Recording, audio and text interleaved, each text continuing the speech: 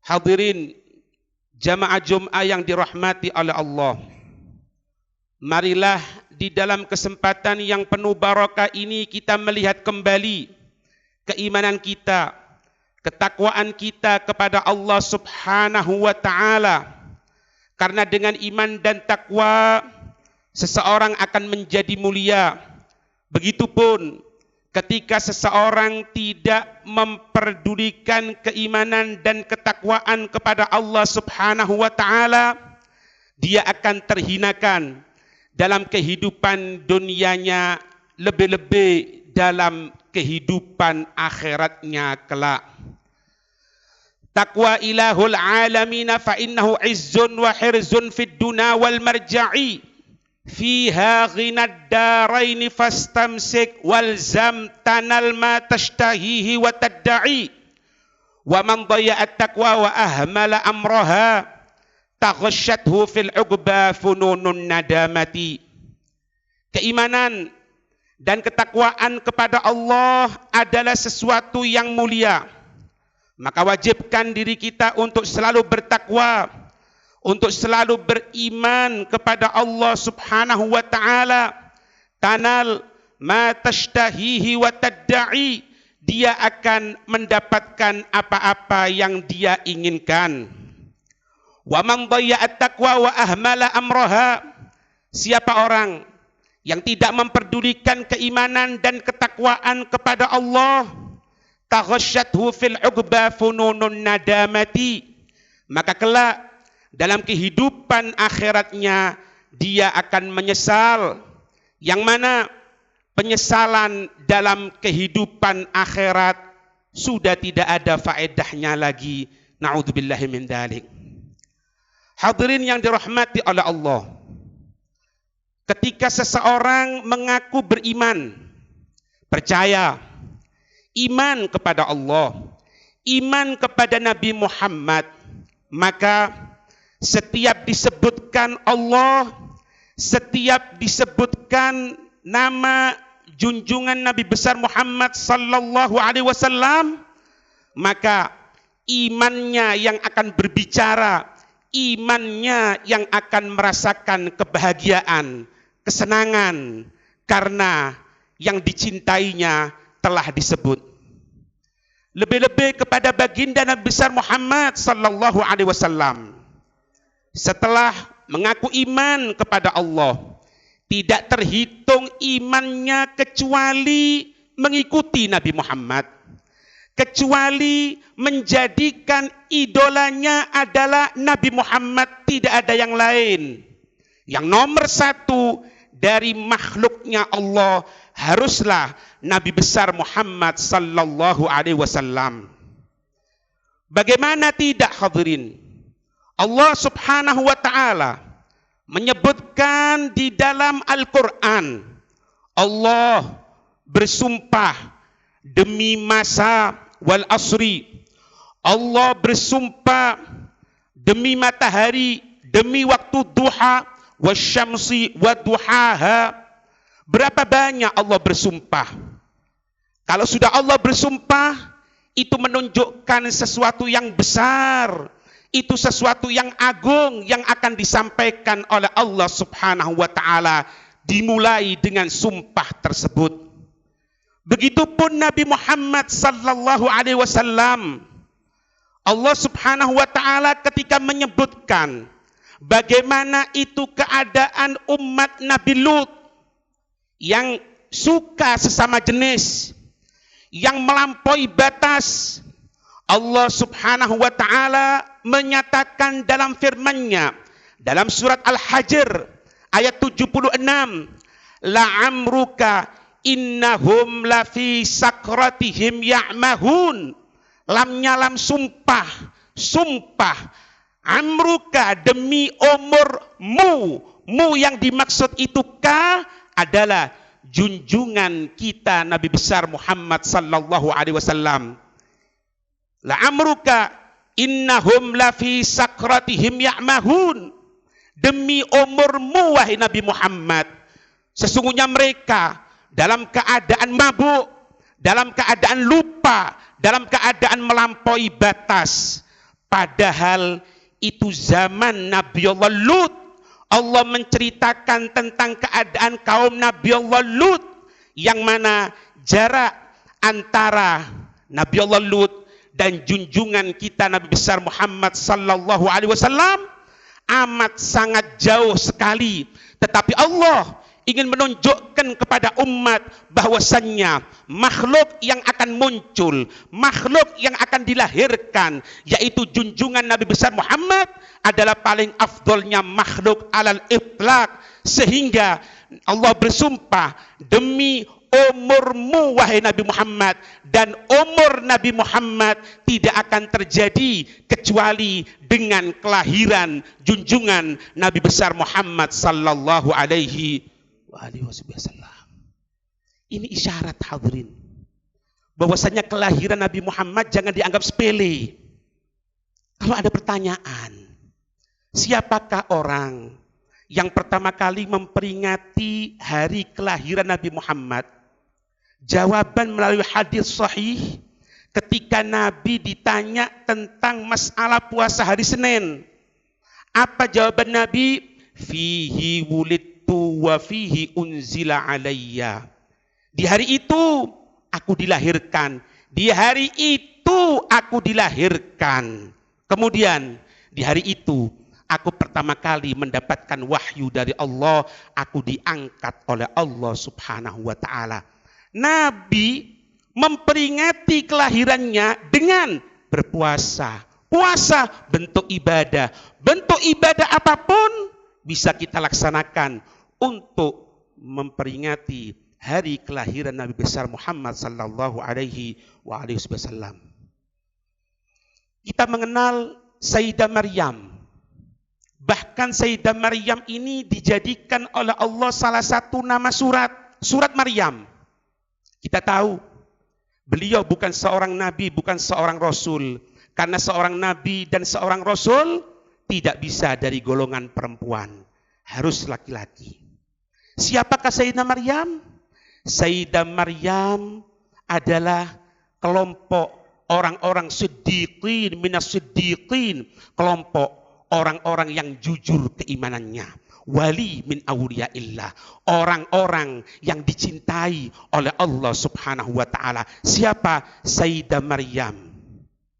Lihat bagaimana Allah subhanahu wa ta'ala menceritakan kejadian dari ibunya Siti Maryam ketika hamil.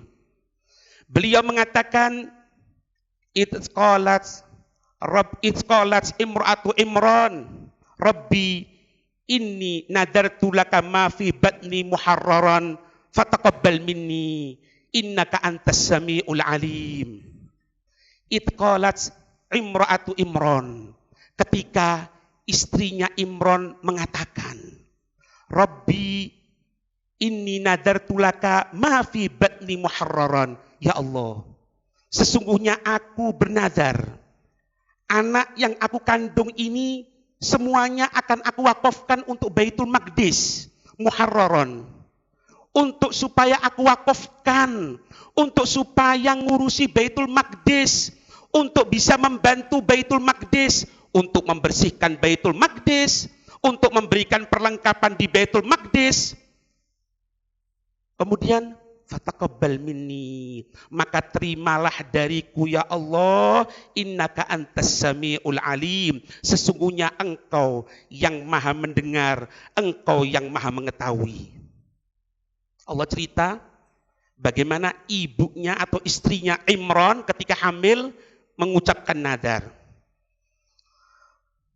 Kemudian walamma wada'atha qalat rabbi inni wada'tuha untha wallahu a'lamu mimma wada'at wa laysa dzakaru kal untha.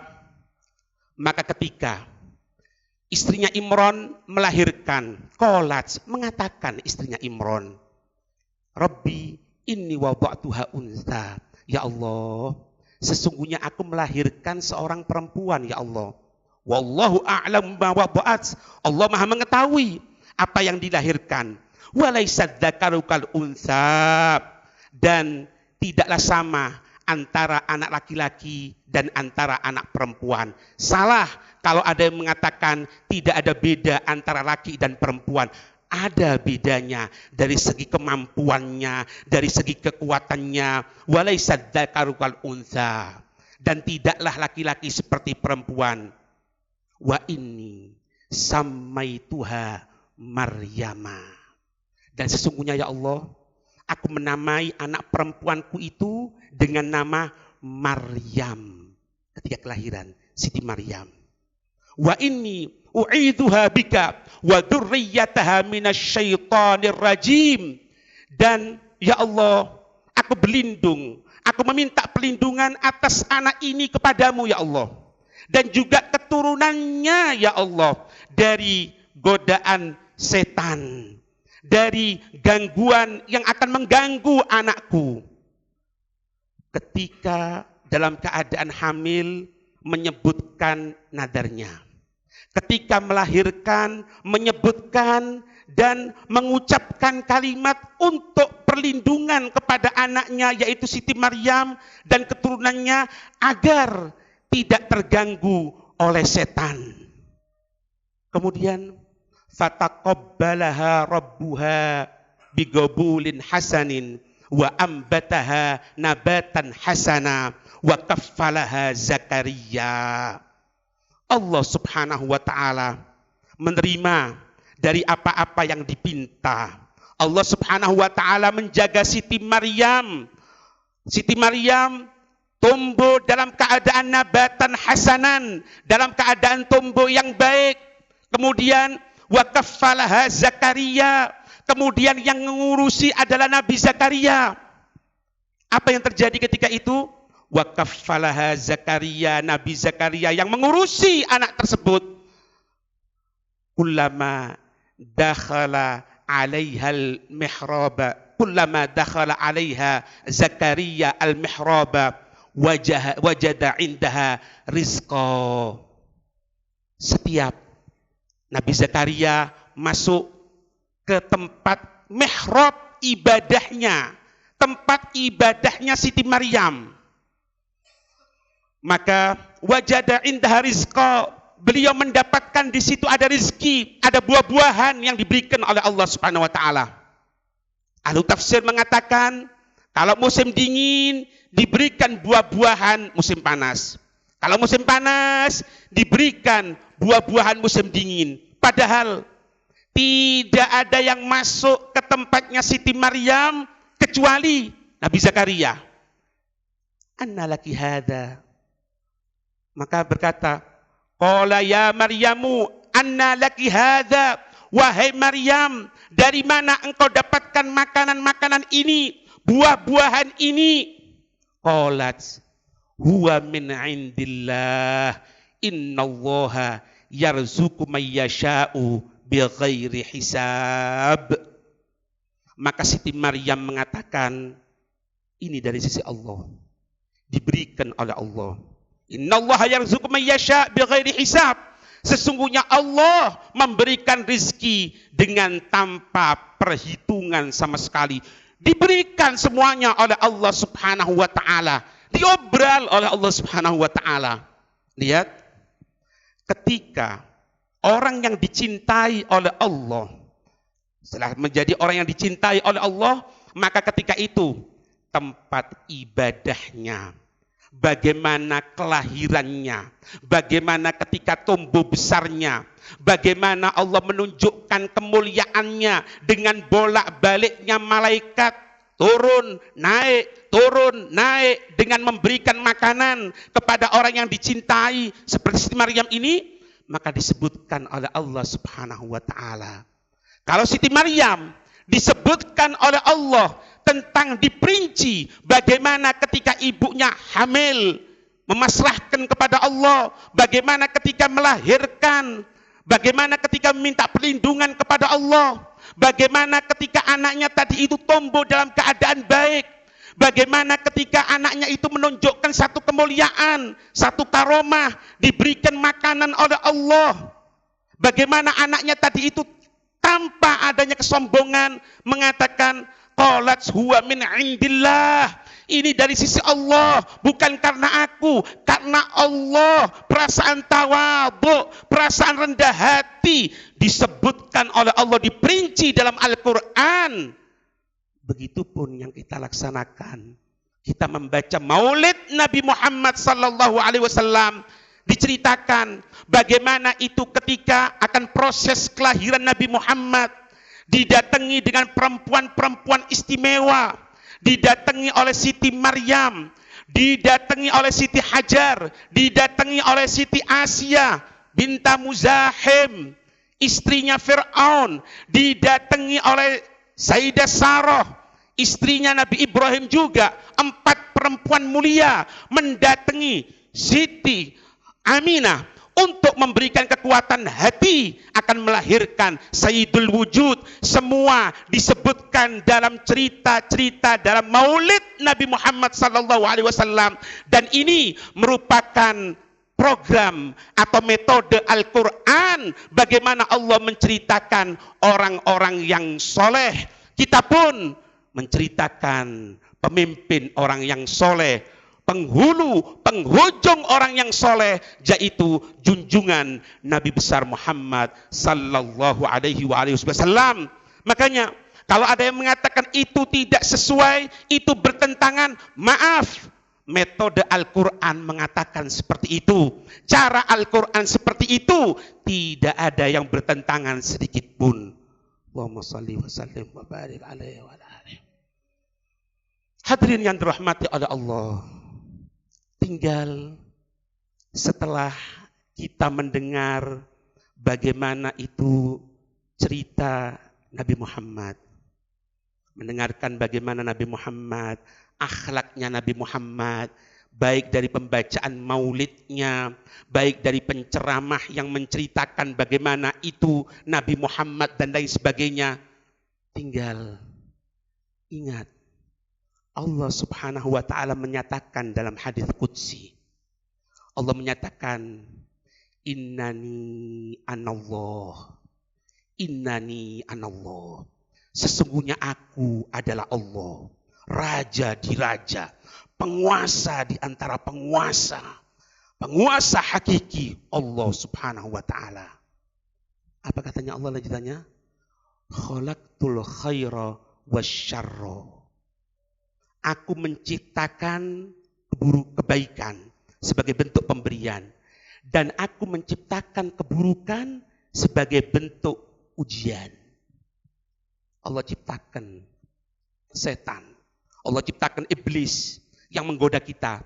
Apakah Allah tidak mampu untuk mematikan? Hasya wa kalla, tidak mungkin. Allah pasti mampu, Allah maha mampu. Tapi kenapa kok tidak dimatikan oleh Allah? Kenapa kok ada manusia-manusia yang menjadi agen-agennya iblis? Kenapa kok ada manusia yang selalu menyokong iblis?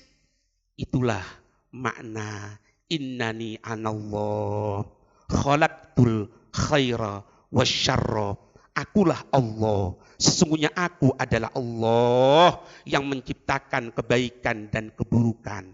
Allah melanjutkan, lihat diri kita. Apa katanya Allah?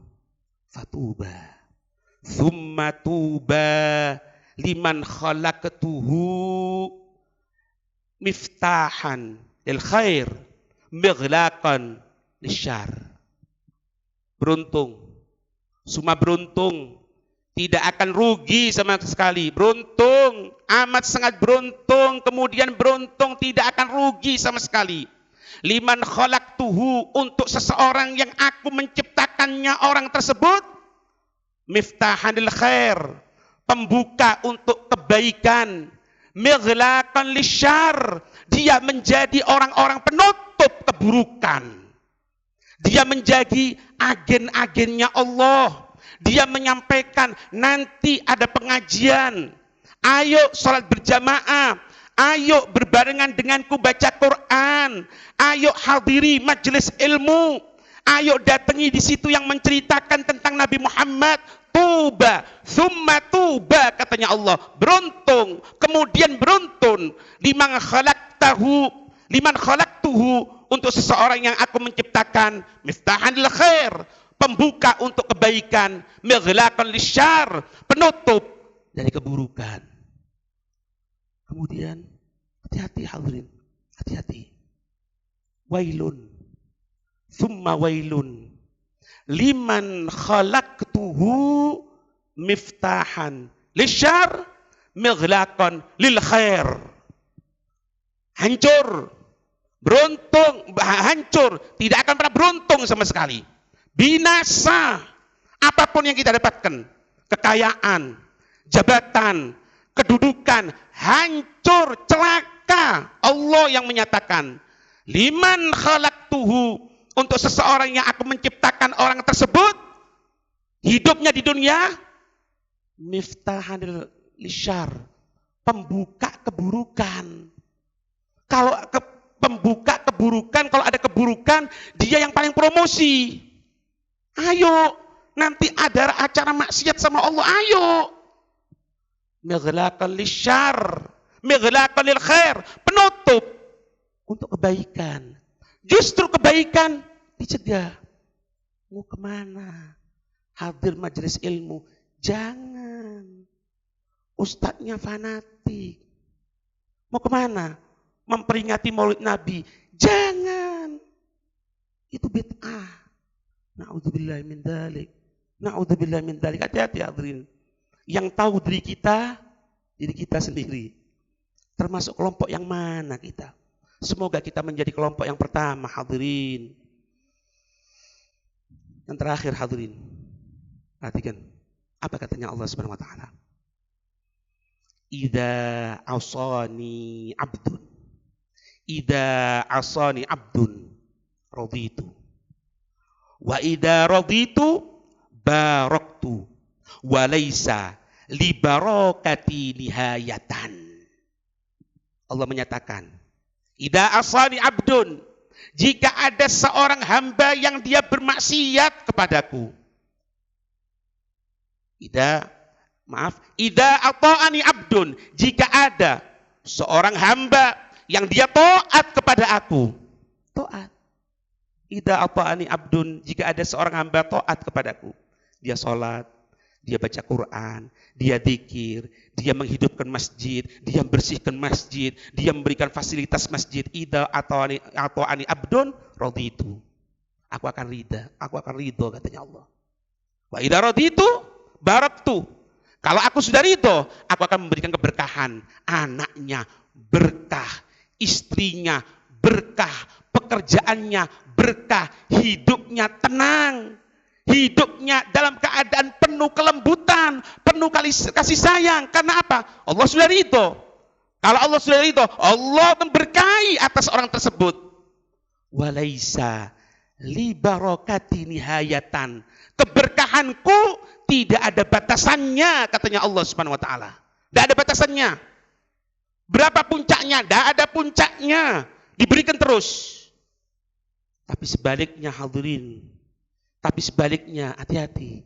Idza asani abdun, jika ada seorang hamba yang dia bermaksiat kepadaku, yang dia menentang perintahku, perintah Nabi Muhammad dilanggar.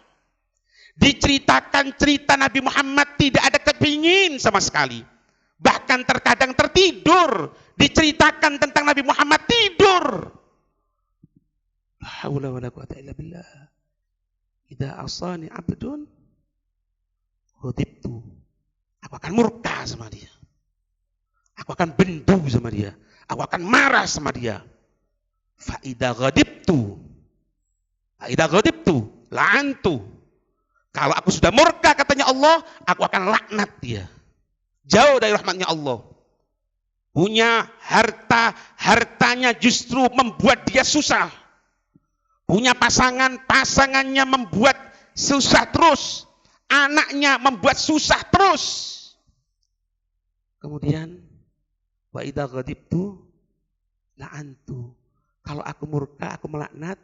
Kemudian, wa la'nati tabluhu as-sabi'a minal walad, sedangkan laknatku akan turun-temurun sampai kepada keturunannya yang ketujuh. Siapa yang mengatakan? Allah dalam hadis qudsi. Maka jangan kaget kalau bapaknya ahli maksiat, biasanya anaknya juga lebih maksiat. Cucunya, cicitnya, terus ke belakang. Kenapa? Maksiat sama Allah. Menentang sama Allah. Allah sudah murka. Allah murka, Allah melaknat. Laknat Allah sampai turun kepada 7 turunan. Semoga kita dijaga oleh Allah. Diberikan sadar hati kita.